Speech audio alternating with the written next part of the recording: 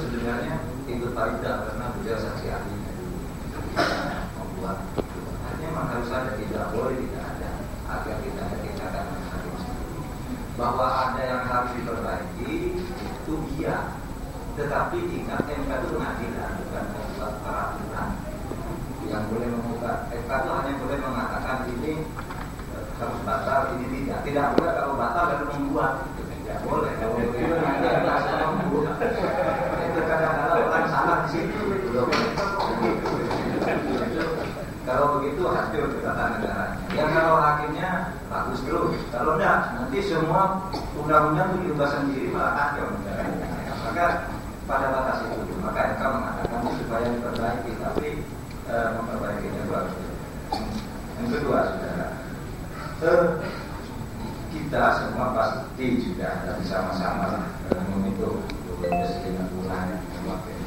Tetapi menurut saya demo-demo yang sekarang muncul di mana-mana itu berlebihan. Karena aturannya orang terlalu kecil untuk didemo secara besar-besaran seperti itu. Ini kan seperti orang gila saja. Pertama dia mengaku dibiayai oleh Yahudi. Ternyata tidak ada kaitannya sama sekali. Itu kan hanya mau mengadu domba. Lalu yang kedua, ketika membuat film itu dia tidak bilang bahwa itu Muhammad. Dan film itu sebenarnya sampah sebenarnya. Tapi ketika didubbing ke bahasa Arab, lalu dikatakan orang yang seperti itu Muhammad, yang itu perempuan-perempuan yang ditiduri macam-macam, lalu kita marah. Ini kan kita menghadapi orang gila, lalu demonya besar-besar. Orang Islam itu di mana-mana suka begitu, orang gila gitu. Dibanding-banding orang gila gitu. Saya katakan seumpama pun betul si Nabula itu tidak gila. Kenapa yang jadi sasaran harus Amerika? Gitu. Di Libya khususnya ditembak, lalu di mana? Kenapa juga yang harus jadi sasaran tempat-tempat publik? Itu kan kita terpancing oleh orang dakaruan seperti itu. Nah oleh sebab itu, tidak ada. Amerika itu kan tidak ada urusannya dengan itu. Kenapa yang didiamu di mana-mana termasuk di Indonesia di Garuda Amerika? Memang apa urusannya Amerika dengan itu? Sana punya hukum sendiri di mana orang berbuat apa saja boleh, sehingga kalau mau lawan dengan cara itu juga boleh, kan gitu. Dan tidak ada undang-undang yang melarang dia membuat mengekspresikan film seperti itu.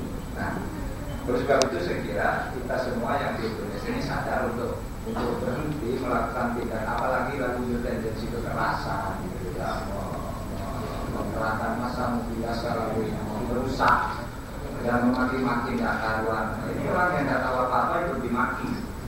Ya, orang yang tadinya rukun gitu, malah ikut bermekar. Gitu. Padahal ini hanya menghadapi orang seperti Nabula. Nah, saudara, terkait dengan itu maka begini, saya selalu mengatakan kekerasan itu dimanapun akan merugikan dan tidak akan pernah menjadi jalan keluar bagi orang yang merasa mayoritas sekalipun. Karena mayoritas di sini bisa minoritas di tempat lain kan begitu. Orang Islam di sini mayoritas, tapi di Perancis kan tidak. Nah kalau yang mayoritas menganiaya atau sewenang-wenang kepada yang minoritas itu tidak akan selesai. Yang di Perancis menganiaya atau sewenang-wenang terhadap orang Islam, yang di sini menganiaya orang lain yang tidak Islam. Sama. Si A Sunni, di sini Sunninya mayoritas, tapi di Irak kan tidak misalnya. Ahmadiyah di suatu tempat itu mayoritas, Sunninya tidak.